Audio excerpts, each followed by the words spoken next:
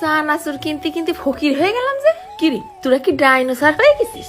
এক বসায় কেজি খানিক উঠইতিস। আবার চানাচুরের মধ্যে থাকা বাদাম কেউ খাবে না, ভাল লাগে না। ওগুলো খাবে কিটা তোর নানা?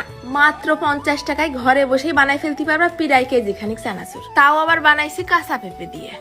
বিশ্বাস হচ্ছে না তো? আমি জানতাম। তা শেষ পর্যন্ত না দেখলে বিশ্বাসটা হবে কিরাম করে?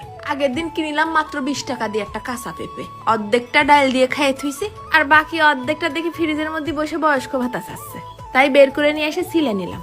তারপর একবার ফ্রেশ পানি দিয়ে ধুয়ে খন্ড খন্ড করে কেটে নিলাম। ঝাঁঝরি দিয়ে কুড়াই নেবো তো, ধরতে একটু সুবিধা হবে না। এই যা দেখি কি সুন্দর ঝুরি ঝুরি হয়েছে, আলু ভাজির মতন।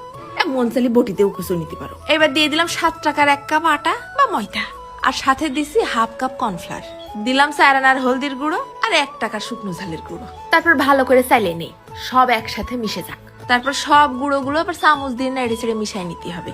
একদম শেষ পর্যায়ে আবার দিয়ে দিছি হাফ চা চামচের মতো নুন। এবার এই গুঁড়োর মধ্যে একে একে অল্প অল্প করে ওই পেঁপে কুচি নিয়ে এসে ফেলাই দেবো। পেঁপের গায়ে হালকা হালকা রস রস ভিজে ভিজে ভাব রয়েছে না, ওই গুঁড়ো এমনিই লেগে যাবে না। তারপর একটা চালনি দিয়ে চালিয়ে নিচ্ছি, তলে গুঁড়োটুক পুড়ে যাক, কারণ ওই গুঁড়োর মধ্যে তো আবার বাকি পেঁপে কুচি টুক দিয়ে এরম করে গড়াই নিতে হবে। দেখিস কি সুন্দর ঝুরি ঝুরি হয়েছে, একটাও আর একটার গার সাথে লাগবে না। থাক কিছুক্ষণ ঝাল পেঁয়াজ ভেজে নেই। নিচি প্রায় হাফ কেজি মতন সয়াবিন তেল, দিলাম রসুন কুচি পেঁয়াজ কুচি। তেল দেখে আবার জায়গায় দাঁড়ায় স্টোক মাইরো না, ওই ভাজতে একটু তেল তো লাগবেই। এই চানাচুর কিন্তু অত তেল টানে না। পেঁয়াজ রসুন ভাজা হওয়ার মাঝখানে ফেলাই দিলাম আবার কটা শুকনো ঝাল ছিঁড়ে। সব একসাথে ভাইজে নেবো, ব্রাউন ব্রাউন করে নেবো। নামানোর পর যেন একদম মুসমুসে বেরেস্তা বেরেস্তা ভাব হয়ে যায়। তারপরে ওই তেলের মধ্যে অল্প অল্প করে ছড়াই ছড়াই ফেলাই দিচ্ছি ওই পেঁপের কুচি। চামচ দিয়ে নেড়ে চেড়ে আলগা আলগা করাই দিতে হবে, যেন একটার সাথে আর একটা গায়ে গায়ে না লাগে। যদিও ভাজা হওয়ার পর সব আলাদাই হয়ে যাবে না।